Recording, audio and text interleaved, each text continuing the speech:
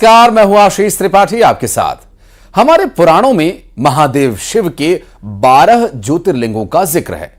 माना जाता है कि उन दरबारों में भगवान शिव ज्योति के रूप में हमेशा विराजमान रहते हैं। हमारी आज की कहानी भी ऐसे ही ज्योतिर्लिंग से जुड़ी हुई है, जिसका नाम आप शायद जानते भी होंगे। वो है प्रदेश का अद्भुत ओंकारेश्वर धाम। पुराणों में लिखा है कि महादेव हर रात शयन के लिए इसी धाम आते हैं।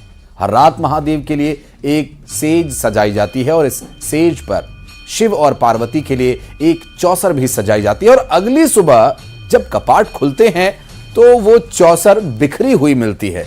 माना जाता है कि ये बिखरी हुई चौसर ही महादेव के आने का प्रमाण है।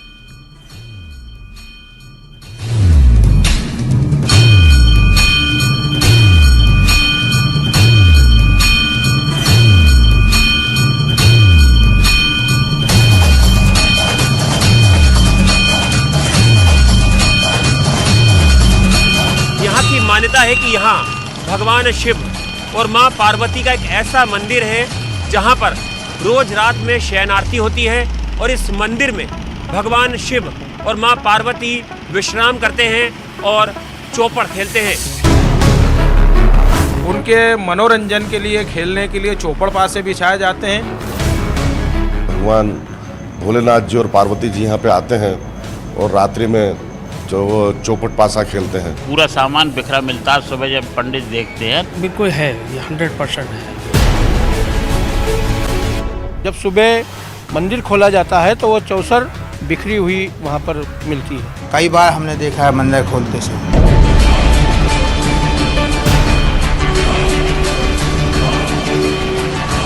कोई माने या न माने, लेकिन वेद मानते हैं, शास्त्र और पुराण मानते हैं, हजारों साधु संत और करोड़ों भक्त मानते हैं कि ओंकारेश्वर धाम में साक्षात शिव दिखाई देते हैं। भोलेनाथ और माता पार्वती भी चौपड़ खेलते और झूला शयन भी करते हैं। यहाँ पर भगवान श्री शिव अपनी माता पार्वती जी के साथ में यहीं पर शयन करने के लिए आते हैं। महादेव के दरबार में रोज सेज सजती है, भगवान की आरती होती है, बिस्तर पर चौसर बिछाई जाती है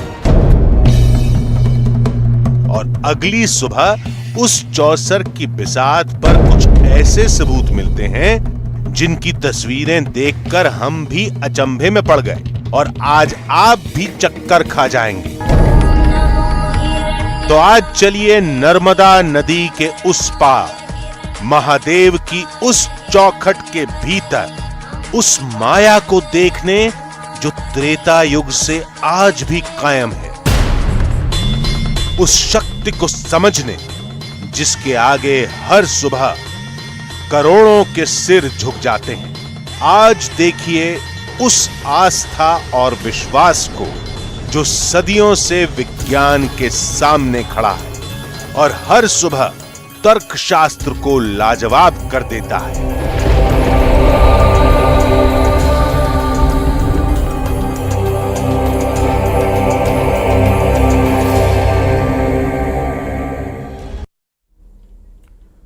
किसी धाम में भगवान शिव और देवी पार्वती के आने का दावा, वैसे ये दावा किसी दूसरे मंदिर में होता तो कोई भी पढ़ा लिखा इंसान इसे खारिज कर सकता था, लेकिन दावा शिव के ज्योतिर्लिंग से जुड़ा था, इसलिए इसे खारिज करना भी आसान नहीं था। यहां मौजूद हर शख्स दावे के साथ कह रहा था कि रोज की तरह आज भी भगवान शिव आएंगे, देवी पार्वती के साथ चौसर खेलेंगे और अगली सुबह मंदिर के गर्भगृह से ऐसी तस्वीर दिखेगी जो हमें भी हैरान कर देगी। और इस धाम में हर तरफ सीसीटीवी कैमरास लगे हुए हैं, इसलिए हमने सोचा कि हमारी पड़ताल बेहद आसान है। लेकिन यकीन मानिए, अगली सुबह कमरे में जो कैद हुआ, उस कैमरे ने जो रिकॉर्ड किया, उसने हमारे भी होश उड़ा दिए।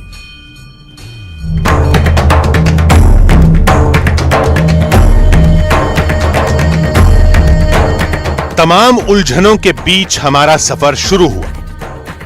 रास्ते का हर मोड़ एक नया सवाल था। क्या ओंकारेश्वर ज्योतिर्लिंग में वाकई भगवान के दर्शन होते हैं? अगर नहीं होते तो विज्ञान आज तक इसका जवाब क्यों नहीं ढूंढ पाया? आखिर हर सुबह मंदिर के गर्भगृह में ऐसी कौन सी तस्वीर दिखाई देती होगी जो हजारों भक्तों को हैरत में डाल देती है? फिर ख्याल आया वृंदावन के निधि वन का, जहां हर रात भगवान श्री कृष्ण की सेज सजाई जाती है। मंदिर के दरवाजे पर 7 ताले लगाए जाते हैं।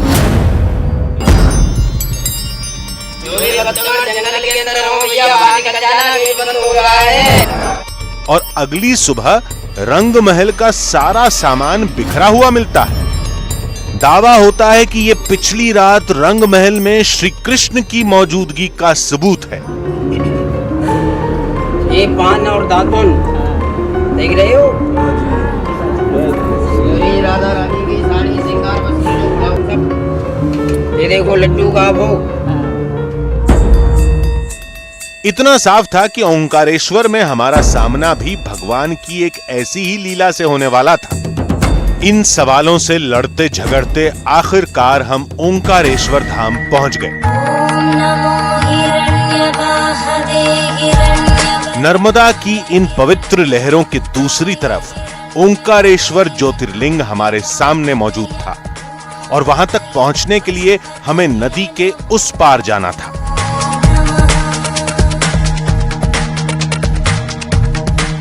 राजधानी दिल्ली से करीबन 900 किलोमीटर दूर मध्य प्रदेश का ओमकारेश्वर शहर 12 ज्योतिर्लिंगों में से एक महत्वपूर्ण ज्योतिर्लिंग ओमकारेश्वर में मौजूद है।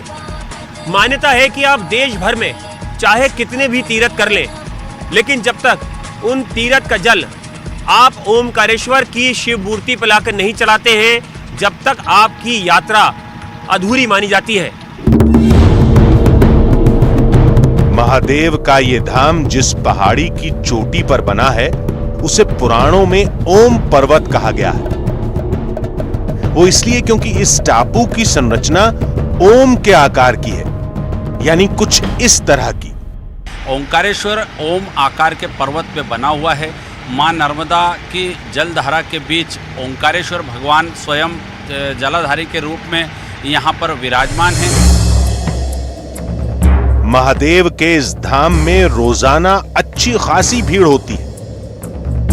हम सोमवार के दिन पहुंचे थे, इसलिए भक्तों की गिनती थोड़ी और भी ज्यादा थी। इस पवित्र नर्मदा नदी के किनारे बसा ओमकारेश्वर मंदिर 12 ज्योतिर्लिंगों में से एक है। मान्यता है कि चारों धाम की यात्रा इस ज्योतिर्लिंग के बिना अधूरी है। पुराणों के मुताबिक राजा मानधाता ने ओमकारेश्वर मंदिर की स्थापना की थी, जिन्हें भगवान राम का पूर्वज भी माना जाता है। यह मंदिर जितना वेदकालीन है, उतना ही चमत्कारी भी है। मंदिर के आसपास तमाम लोग मिले जो सिर्फ इस धाम के चमत्कार में विश्वास ही नहीं रखते, बल्कि कई बार उस चमत्कार को अपनी आंखों से देख चुके हैं। उन्हें पूरा यकीन था कि आज की रात भी गर्भगृह में जो चौसर सजाई जाएगी, वो अगली सुबह बिखरी हुई मिलेगी। यहाँ आते हैं, चौपड़ खेलते हैं और पूरा सामान बिखरा मिलता है। सुबह जब पंडित देखते हैं तो वो शाम को बिछाते हैं और सुबह बिखरा मिलता है। जब सुबह मंदिर खोला जाता है तो वो चौसर बिखरी हुई वहाँ पर मिलती है। चमत्कार ही है, चमत्कार है, भगवान का चमत्कार है। शिव जी पार्वती आते हैं, आज भी आते हैं और 64 मंदिर संस्थान पूजा अर्चना रात्रिकालीन होती है। 64 बिछाते हैं और सुबह जब देखते हैं तो वो सब 64 पासे और वो सब बिखरा हुआ दिखाई देता है। अब सवाल ये था कि आखिर ओंकारेश्वर धाम में चौसर रखी क्यों जाती है? ये दावा क्यों किया जाता है कि महादेव हर रात इसी दरबार में मौजूद होते हैं? सोचा इन कहानियों को बाद में समझेंगे, पहले उस गर्भगृह को देख लिया जाए।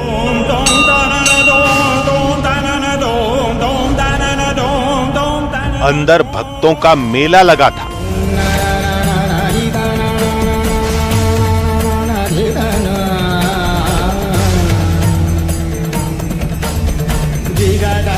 महादेव के उस स्वयंभू रूप की एक झलक पाने के लिए हर शख्स बेताब था।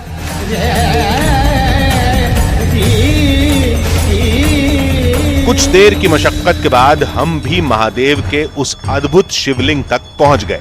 शिवलिंग के ऊपर 3 ज्योत जल रही थी। पता चला कि ये 3 ज्योत ब्रह्म, विष्णु और महेश की प्रतीक हैं और यही इस ज्योतिर्लिंग की खासियत भी है।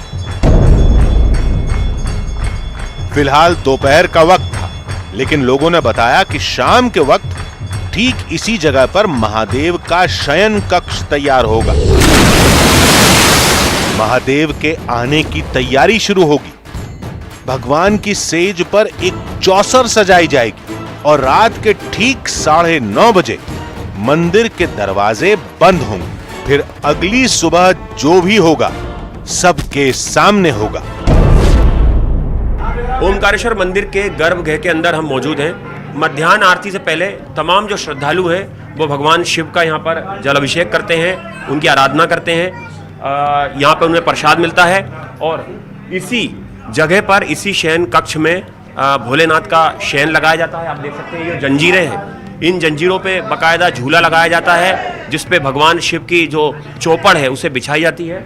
और एकदम सामने जहाँ पर आप देख रहे हैं, जहाँ पर पुजारी दर्शन करा रहे हैं शिवलिंग की, वहाँ पर माँ पार्वती का जो शयन है वो लगाया जाता है। और ये जो मुख्य द्वार है इसे 9:30 बजे के बाद बंद कर दिया जाता है। उससे पहले यहाँ पे गुप्त आरती होती है जिसे किसी को भी देखने की अनुमति नहीं होती है। यहाँ पे पर्दा लगा दिया जाता है और उसके बाद ये दरवाज़ा ताले से बंद कर दिया जाता है।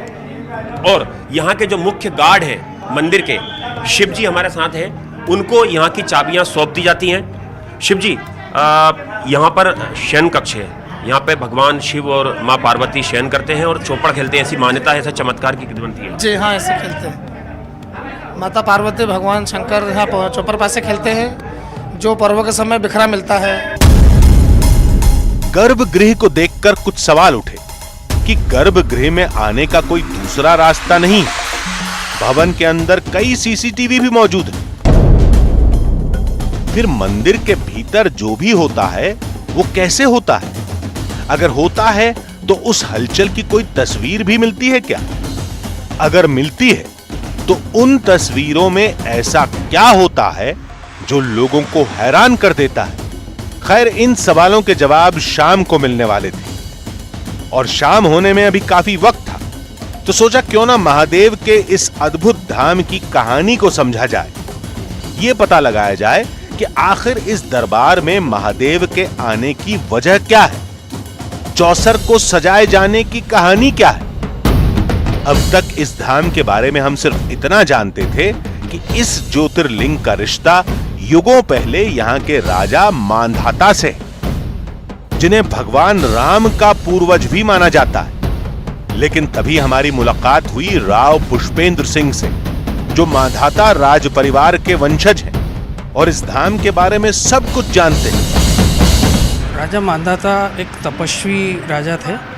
उन्होंने भगवान भोलेनाथ को प्रसन्न किया और भगवान भोलेनाथ ने उनको वरदान दिया कि राजन मांगो, क्या मांग। उन्होंने कहा, भगवान ऐश्वर्य धन सब कुछ है मेरे पास, मगर मेरी इच्छा है कि मेरे शिव नगरी में, मेरी नगरी में आप स्वयं प्रकट हों, यही वरदान चाहिए। तो ये स्वयंभू है, इसीलिए इनको स्वयंभू ज्योतिर्लिंग कहा जाता है। राव पुष्पेंद्र सिंह का भी यही दावा था कि इस दरबार में रोज महादेव का वास होता है, रोज चौसर बिछती है और अगली सुबह बिखरी हुई मिलती है। बिल्कुल है, ये तो योग भगवान जिनको दर्शन स्वयं को इच्छा होती है उसी को मिलता है पुण्य। बाकी बिल्कुल है, ये 100% है। ये बिल्कुल क्या चीज़ें होती हैं? वो भगवान भोलेनाथ और माता पार्वती चौपड़ खेलते और झूला शयन भी करते हैं यहाँ पर, और उज्जैन से यहाँ शयन करने आते हैं रात्रि में, ऐसा है।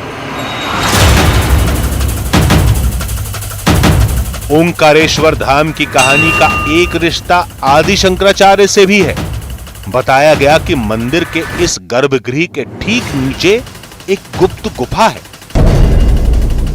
और आदि शंकराचार्य उस गुफा से महादेव के दर्शन करने जाते थे।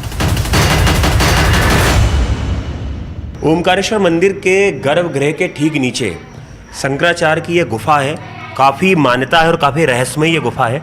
इसमें एक ये गुप्त रास्ता है जो सदियों पहले खुला हुआ था। बताते हैं कि जो गुरु शंकराचार्य हैं वो यहाँ से नदी में, जो नर्मदा नदी है और कावेरी नदी जो है, वहाँ पर स्नान करने के लिए जाते थे और उन्हीं के लिए ये गुप्त जो रास्ता है वो निर्मित किया गया था, प्रकट हुआ था। और यहाँ से वापस सुबह प्रातःकाल का स्नान करने के बाद जो शंकराचार्य हैं वो इसी रास्ते से अपना जो मुख्य गुफा का जो स्थान है यहाँ पर अपनी साधना करते थे, जहाँ पर आप देख सकते हैं उनकी मूर्ति भी लगी हुई है। गुफा वाकई अद्भुत है। इस गुफा को लेकर कई रहस्य भी बताए गए, लेकिन सोचा इसकी पड़ताल कभी और करेंगे। फिलहाल ओंकारेश्वर धाम के चमत्कार को देखना ज्यादा जरूरी था।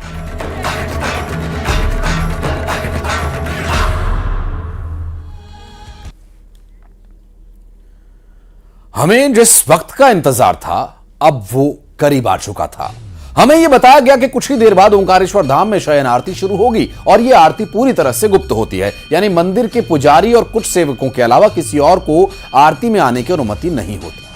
कुछ देर के लिए गर्भगृह में लगे हुए सीसीटीवी कैमरास भी बंद कर दिए जाते हैं।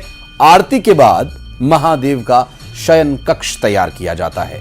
भगवान शिव और माता पार्वती के बिस्तर पर चौसर लगाई जाती है और कपाट बंद कर दिए जाते हैं। और कहा जाता है कि रात के वक्त महादेव उज्जैन से ओंकारेश्वर आते हैं और देवी पार्वती के साथ चौसर खेलते हैं। इसका सबूत मिलता है अगली सुबह, जब चौसर बिखरी हुई मिलती है। सूरज बादलों में छिप रहा था। मंदिर के कर्मचारियों की चहलकदमी तेज हो रही थी और हमारी धड़कनें बढ़ती जा रही थीं। हम एक ऐसे दावे से रूबरू होने वाले थे जो इससे पहले हमने कभी नहीं सुना था। दावा भी ये कि युगों पुरानी परंपरा को निभाते हुए महादेव आज की रात भी ओंकारेश्वर मंदिर में विश्राम करने आएंगे। उनकी आहट सुनाई देगी, उनके सबूत दिखाई देंगे। ओमकारेश्वर मंदिर के इस गर्भगृह में क्या प्रतिदिन भगवान भोलेनाथ और मां पार्वती शयन करने आते हैं? और क्या शयन कक्ष के अंदर प्रतिदिन भगवान भोलेनाथ और मां पार्वती चौपड़ खेलते हैं? आखिर क्या है यह रहस्य? क्या वाकई में ऐसा होता है? इस सवाल का जवाब अब कुछ ही घंटों में मिलने वाला था और उस जवाब की तलाश में हम एक बार फिर ओंकारेश्वर धाम की ओर बढ़ चले। मंदिर के भीतर भक्तों की भीड़ जुटनी शुरू हो चुकी थी। पता चला कि बस थोड़ी ही देर बाद गर्भगृह में ठीक इसी जगह पर महादेव का बिस्तर सजाया जाएगा। इस वक्त हम ओमकारेश्वर ज्योतिर्लिंग के गर्भगृह के अंदर मौजूद हैं। जिस जगह मैं बैठा हुआ हूँ इसके ठीक पीछे ओमकारेश्वर ज्योतिर्लिंग है। उनके पीछे मां पार्वती की मूर्ति है और ऊपर दिव्य ज्योत जल रही है, ब्रह्मा विष्णु महेश। बताया जाता है कि जो शयन आरती होती है उसके बाद यहाँ पर ठीक इसी जगह पर माँ पार्वती के लिए शयन बिछाया जाता है, जिसमें माँ पार्वती विश्राम करती हैं। और मेरे ठीक सामने भगवान भोलेनाथ के लिए शयन लगाया जाता है, उस पर भगवान भोलेनाथ विश्राम करते हैं। और ऐसा भी बताया जाता है कि रात में यहाँ पर इस जगह पर शयन जो लगाया जाता है वहाँ, और जहाँ पर भगवान भोलेनाथ शयन करते हैं वहाँ दोनों जगह चौपड़ बिछाई जाती हैं। रात में भगवान भोलेनाथ और माँ पार्वती चौपड़ खेलते हैं। और कई ऐसे मौके आए हैं जब सुबह जो चौपड़ है वो अपनी जगह से बिखरी मिली है। जैसे जैसे गुप्त आरती का वक्त करीब आ रहा था, महादेव के स्वागत की तैयारी तेज हो रही थी। मंदिर के पुजारी चांदी की जंजीरों को खोल रहे थे। बताया गया कि इसी जंजीर पर एक झूला सजाया जाएगा और उस झूले पर ही भगवान की सेज सजेगी। देखते देखते मंदिर के सेवक तैयारी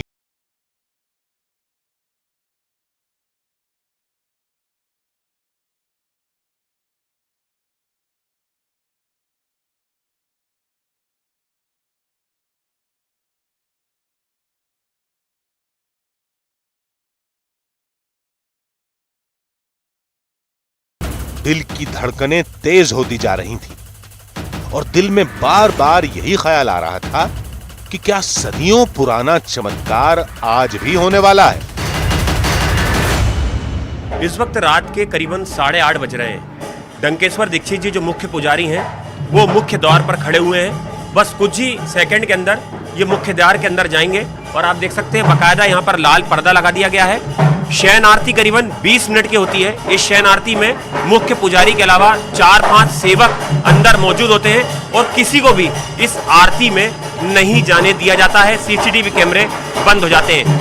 दीक्षित जी अब आरती शुरू होने वाली है अंदर। भगवान की शयन आरती प्रारंभ हो रही है। शयन आरती में भगवान ओंकारेश्वर को जल अभिषेक किया जाएगा। जल अभिषेक के बाद वस्त्र पहनाए जाएंगे। वस्त्र के बाद उनको भोजन कराया जाएगा। भोजन के बाद उनकी आरती होगी। आरती के पश्चात भगवान के चौपड़ पासे शयन आरती का दृश्य सबको दर्शन के लिए खोल दिया जाएगा। मंदिर के मुख्य पुजारी गुप्त आरती के लिए गर्भगृह में जा चुके थे।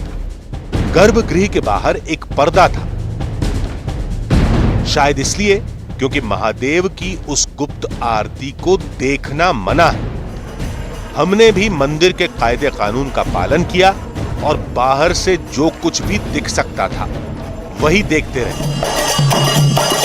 गर्भगृह के ठीक बाहर ढोलक और मंजीरे की झनकार पर भक्तों की टोली झूम रही थी। करीब 20 मिनट के बाद गर्भगृह का पर्दा हटाया गया, जिसका मतलब था कि शयन आरती अब पूरी हो चुकी है।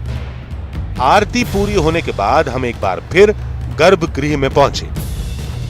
भगवान का बिस्तर हमारे सामने ही सजाया जा रहा था। लाल रंग की खूबसूरत चादर के बीच महादेव से जुड़ा हर सामान रखा गया था, लेकिन हमारी निगाहें टिकी थीं उस चौसर पर जो हर सुबह महादेव की मौजूदगी का सबूत पेश करती है। कैमरे की नजर के सामने ही वो चौसर बिछाई जाने लगी। एक चौसर झूले पर थी और दूसरी बिस्तर पर। कपाट बंद होने में अब चंद मिनट बाकी थे, इसलिए भक्तों को आखिरी बार गर्भगृह का नजारा दिखाया जा रहा था। इस भीड़ भाड़ के बीच हम चौसर की हर तस्वीर को बड़े गौर से देख रहे थे। हमारी नजर हर कोट पर थी, हर पासे पर थी, चादर की सिलवटों और फूल मालाओं पर भी थी कि क्या पता कल कौन सी तस्वीर हमारे लिए अचंभा बन जाए। शयन आरती समाप्त हो चुकी है और भगवान का जो बिस्तर है वो सजा दिया गया है। आम लोग दर्शन करके यहाँ से चले गए हैं। हमारे साथ डंकेश्वर दीक्षित जी हैं जो बताएंगे कि किस तरह से बिस्तर सजा है। और आप देख सकते हैं इसमें बाकायदा जो चौपड़ है, पासे हैं, वो इस पे सजाए गए हैं। ये जो चौपड़ पासे लगाए गए हैं, एक ये झूला है, एक पल्ला है और नीचे बाबा की सेज लगी हुई है। चाहे उनकी मर्जी झूले पे बिराजे, चाहे उनकी मर्जी नीचे बिराजे, उनके मनोरंजन के लिए, शयन के लिए ये चौपड़ लगाई गई है। ये चौपड़ है, ये पासे हैं, ये भोलेनाथ की और वो माता जी पार्वती माँ की सेज लगाई गई है। और यहां रुक रहे एक छोटे से ब्रेक के लिए। खबरों का सिलसिला आगे भी जारी है।